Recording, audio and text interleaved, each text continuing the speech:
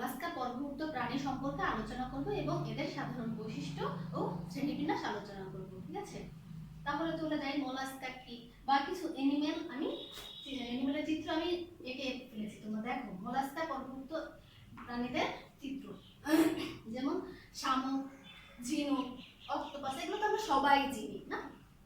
ওকে, হচ্ছে এইসব প্রাণীর দেহটা কেমন আমরা জানি। এসব প্রাণীর দেহটা নরম, সফট। তাহলে মোলাস্কা শব্দটা ওই নরম থেকে এসেছে। ল্যাটিন শব্দ মোলিস মিন্স সফট, সফট থেকে এসেছে। ওকে, তাহলে হচ্ছে আমরা সাধারণ বৈশিষ্ট্য যেহেতু লিখবো, সবগুলোর মধ্যে আছে এরকম কিছু বৈশিষ্ট্য লিখি। কি নরম দেহি নাকি? নরম, নরম কিভাবে হবে? মাংস থাকতে হবে নাকি? ত্রিস্তরী, ঠিক আছে। ত্রিস্তরী কি আমরা তো জানি, ভ্রূণ বিকাশের সময় একটোডার্ম, এন্ডোডার্ম, মেসোডার্ম তিনটা স্তরে ছিল এদের। আচ্ছা, দ্বিপার্শ্বীয় প্রতিসম। দ্বিপার্শ্বীয় প্রতিসম ব্যাপারটা হলো যখন কোন প্রাণীকে তাদের অক্ষ বরাবর সমান দুই ভাগে ভাগ করা যায় তাকে দ্বিপার্শ্বীয় অ্যানিমেল বলা হয়। আর যাদের ভাগ করা যায় না, অপ্রতিসম বা অন্য কিছু, দেখো আচ্ছা সেপিয়াকে সমান দুই ভাগে ভাগ করা যাবে, অক্টোপাসকে যাবে, ইউনিওকে যাবে, কিন্তু পাইলাকে সমান দুই ভাগে ভাগ করা যাবে না, কারণ এটা পেঁচানো। আমরা লিখতে পারি দ্বিপার্শ্বীয় প্রতিসম। কিছু কিছু প্রাণী যেহেতু আছে দ্বিপার্শ্বীয় প্রতিসম, দ্বিপার্শ্বীয় প্রতিসম এবং এবং কি অপ্রতিসম লিখতে পারি। ঠিক আছে, ওকে। এদের দেখছো খোলক আছে, প্রত্যেকটা প্রাণীরই প্রায় খোলক আছে, সবার নাই, ম্যাক্সিমাম আছে। ঠিক আছে। ম্যান্টেল কাভার দ্বারা ভিসেরাল অঙ্গসমূহ আবৃত এবং এই ম্যান্টেলের উপর একটি চুনময় খোলক অবস্থিত। ঠিক আছে, এখন ভিসেরাল অঙ্গসমূহ কি? ভিসেরাল অঙ্গ হলো বডির ভিতরে যেই স্নায়ুতন্ত্র, জননতন্ত্র এবং কি রক্ত সংবহন তন্ত্র, পরিপাক তন্ত্র আছে, সবগুলোকে একত্রে ভিসেরাল অঙ্গ বলা হয়। ঠিক আছে, ভিতরে যে অঙ্গসমূহ, ভিতরে মানে ভিতরে মনে রাখবা। ঠিক আছে, ভিতরের অঙ্গসমূহ ম্যান্টেল কাভার আছে। আচ্ছা, এই হিমোসিল,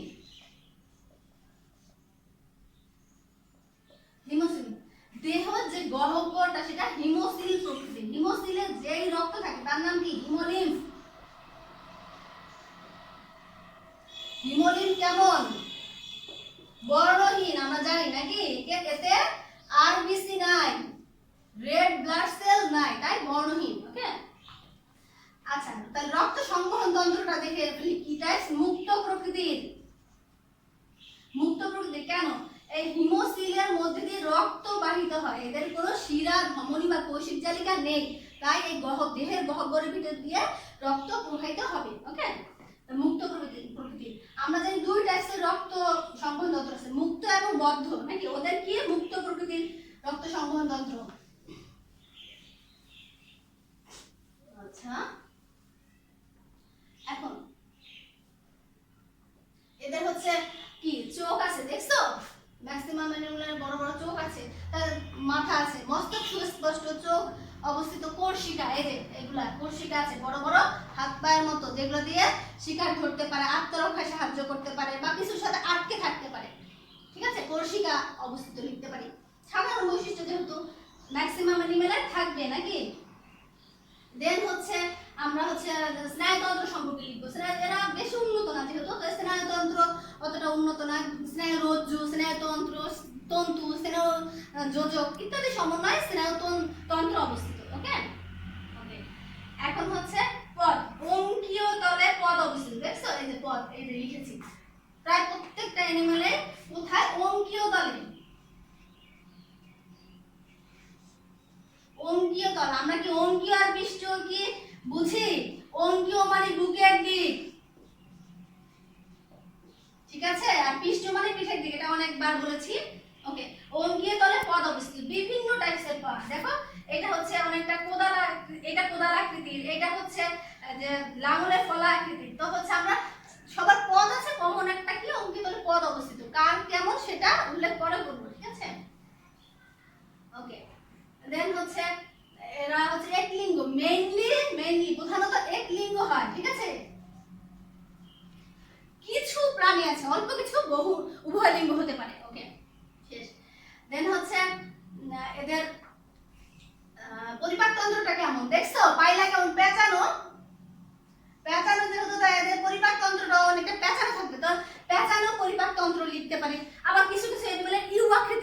পারে, ঠিক আছে।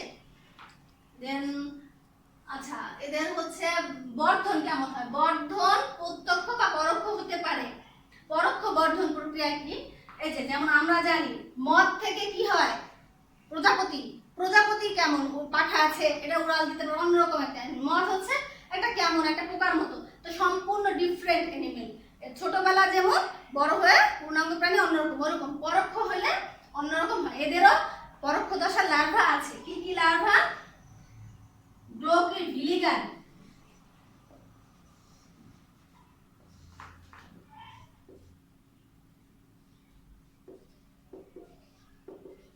গ্লোকিডিয়াম বা ভিলিগার লার্ভা। এদের দুই টাইপের লার্ভা থাকে। কি কি?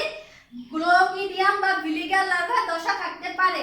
মানে কি? এদের প্রত্যক্ষ এবং পরোক্ষ ও লার্ভা দশা থাকতে পারে। হ্যাঁ,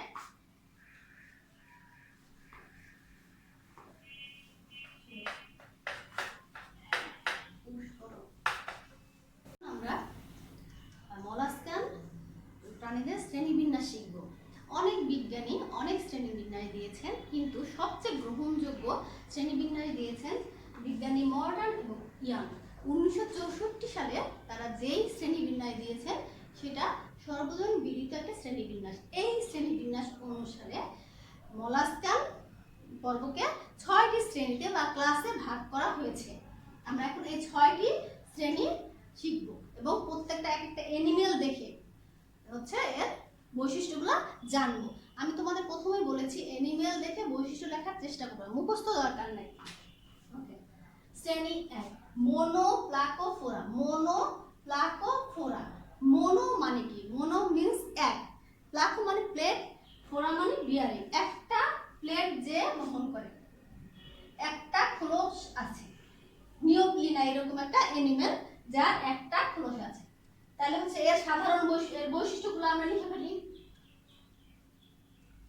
কি? প্রথমে তো লিখতে পারি ওয়ান প্লেট বিয়ারিং, মানে একটা খোলক আছে, থাকবে একটা খোলক। আচ্ছা, ওকে। এটা দেখতে কেমন? দেখো, এটা দেখতে অনেকটা গোলাকার বা ডিম্বাকার। তার আরেকটা বৈশিষ্ট্য গোলাকার, ডিম্বাকার হতে পারে। তাহলে হচ্ছে এদের এখানে যদি পা বের হয়, পাটাও তো এরকম গোলাকার হবে। তাহলে পদ কেমন হবে? পদ গোলাকার বা ডিম্বাকার, ঠিক আছে। আর হচ্ছে অ্যানিমালটা এই যে দাগ দাগ মানে খণ্ডাকায়িত, ভিতরে মাংস অংশগুলো খণ্ডকায়িত। আচ্ছা, এবার হচ্ছে এরা একলিঙ্গ। আমি প্রথমে বলেছি এরা ম্যাক্সিমাম একলিঙ্গ, দুই একটা উভয় লিঙ্গ আছে, যেমন গ্যাস্ট্রোপোডায় শুধু উভয় লিঙ্গ আছে। ওকে, এবার হচ্ছে দ্বিতীয়, প্রথম মোনোপ্লাকোফোরা 1 নাম্বার ক্লাস শ্রেণী। 2 নাম্বার ক্লাস হচ্ছে অ্যাম্ফিনিউরা। অ্যাম্ফি মানে কি? উভয়। অ্যাম্ফিবিয়া মানে উভচর, ওইরকম উভয়। অ্যাম্ফিনিউরা মানে উভয় পাশে নাই, কোনো কিছু নাই। কি নাই? খোলস নাই, খোলস নাই। কি আছে খোলসের পরিবর্তে? 8টা এই যে খোলক আকৃতির পাত আছে, ঠিক আছে। 8টি খোলক আকৃতির পাত আছে বা প্লেট আছে, স্পিকিউল থাকে। তাহলে প্রথমে লিখতে পারি নগ্ন মানে খোলক নাই, খোলা। 8টি প্লেট আকৃতির পাত আছে, নগ্ন। 8টি পাত আছে, প্লেট।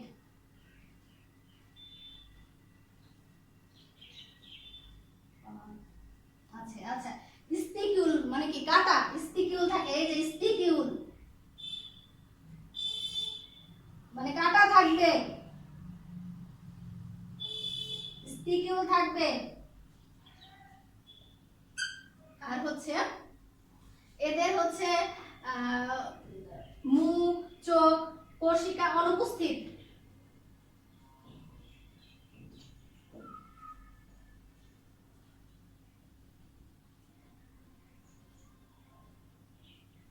অনুপস্থিত। আর কি? এরা পরোক্ষ বর্ধন প্রক্রিয়ায় বড় হয়, মানে কি এদের লার্ভা দশা আছে। একটা চিত্র কি কাইটন, আমি কাইটনের চিত্রটা এঁকে তোমাদের বুঝিয়ে দিলাম, ঠিক আছে। এখন 3 নম্বর শ্রেণী বা ক্লাস কি? গ্যাস্ট্রোপোডা। গ্যাস্ট্রোপোডা কি? শামুক, পাইলা। শামুক দেখ আমরা সবাই চিনি। এর খোলকটা যদি ভাঙা হয় দেখবে একটা পেঁচানো মাংস নরম একটা অঙ্গ পাবো।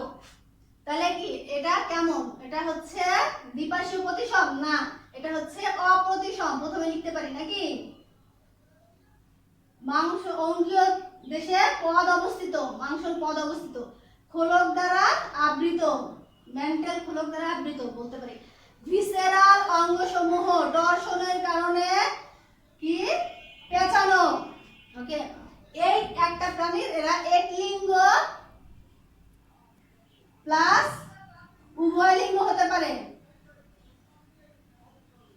বর্ধন কেমন? পরোক্ষ। পরোক্ষ বর্ধন প্রক্রিয়ায় লার্ভা তৈরি করে। ভেলিগার, ভেলিগার বা ট্রোকোফোর লার্ভা, এদের বৈশিষ্ট্যপূর্ণ লার্ভার নাম কি? ভেলিগার। লার্ভা দশায় অন্যরকম শ্রেণী 4 স্ক্যাফোপোডা। স্ক্যাফোপোডা কি? এরা হচ্ছে দেখো এই যে একটা ডেন্টালিয়াম একটা অ্যানিমেল এঁকেছি আমি। এটা কেমন দেখতে? নলাকার। এটা দ্বিপার্শ্বীয় প্রতিসম। আমি তো আগেই বলেছি অ্যানিমেল দেখে দেখে আমরা এর বৈশিষ্ট্যগুলো লিখে ফেলবো। নলাকার, দ্বিপার্শ্বীয়, উভয় প্রান্ত খোলা। ঠিক আছে? এর পথটা কেমন? এটা কোদাল আকৃতির পা। এই যে এটা কোদাল, কোদাল চিনো? মাটি কাটার কোদাল আকৃতির পা, খোলক থাকবে। ঠিক আছে? এখন কি এদের মস্তক, দেন হচ্ছে ফুসফুস, এগুলা অনুপস্থিত। শেষ। আচ্ছা, শ্রেণী তোমরা 3টা থেকে 4টা বৈশিষ্ট্য লিখে চিত্রটা এঁকে নাম লিখবা। আর হচ্ছে চিত্রের যে ফিগারের নাম এটা হচ্ছে লেখার পরে নিচে দাগ দিতে হবে। আমরা সবাই জানি যদি দাগ না দেই শূন্য। সায়েন্টিফিক নেমের পরে অবশ্যই দাগ দিতে হবে। লিখলা কিন্তু কোনো নাম্বার পাবা না যদি দাগ না দাও। শ্রেণী হচ্ছে 5 বিভালভিয়া, বিভালভিয়া বাই বিআই বাইভালভিয়াও বলতে পারো, বিভালভিয়াও বলতে পারো। বাই মানে কি? 2 নাকি? 2টি। বাল্ব মানে কপাটিকা, 2টা কপাট আছে। তোমরা ঝিনুক খুললে দেখবা যে 2টা কপাটিকার মতো আটকানো আছে। ঠিক আছে? কপাটিকা মানে কপাট বলতে পারো, কপাট মানে 2টা দরজার মতো আটকানো এইভাবে। খোলকটা কেমন? এই যে এটা হচ্ছে বাম পাশের কপাটিকা, উপরে ওই পাশে আরেকটা কপাটিকা আছে। পথটা কেমন? এই যে একটা পা আছে, পাটা হচ্ছে লাঙল চিনো? লাঙলের ফলার মতো, লাঙলের ফলার মতো পা থাকবে। ওকে, দেন হচ্ছে সমস্ত প্রাণীটা দ্বিপার্শ্বীয় প্রতিসম, সমান 2 ভাগে ভাগ করা যাবে। এর হচ্ছে মস্তক, কর্ষিকা, চোখ এগুলো উপস্থিত। একলিঙ্গ প্রাণী, শুধু কি বলছি? গ্যাস্ট্রোপোডা উভয় লিঙ্গ, আর সবগুলা একলিঙ্গ। ঠিক আছে? বিভালভিয়া ইউনিও, ইউনিও নিচে সায়েন্টিফিক নেমের নিচে দাগ দিবা লিখে। শ্রেণী 6 সেফালোপোডা। সেফালো কেফালিক শব্দ থেকে এসেছে গ্রিক। কেফালিক মানে কি? মাথা, বা সেফালো মানে মাথা, মাথা, পোডা মানে পা। মাথা এবং পা খুব সুস্পষ্ট, বা মাথা এবং পাটা খুব সুন্দরভাবে দেখা যাবে এই অ্যানিমেলদের। সেপিয়া, তারপর অক্টোপাস। অক্টোপাস এরা এই বর্গভুক্ত প্রাণী। ঠিক আছে? এই শ্রেণীর প্রাণী। এই শ্রেণীতে কি আছে? সেপিয়া। সেপিয়াটা এখানে দেখা যাচ্ছে, আমরা একে সমান 2 ভাগে ভাগ করা যাবে। মানে কি? এটা লিখতে পারি দ্বিপার্শ্বীয় প্রতিসম সেপিয়া।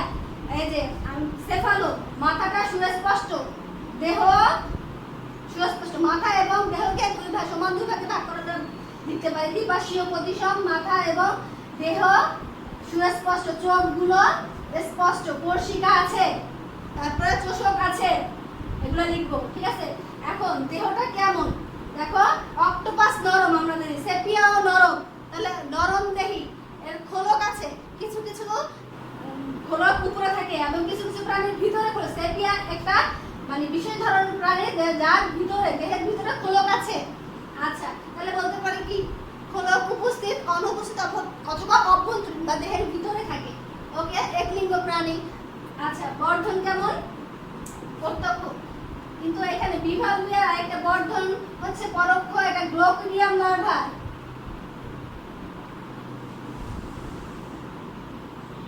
লার্ভা থাকে ওকে, এর হচ্ছে ভার্ব দাসে থাকে না, গঠন প্রত্যক্ষ।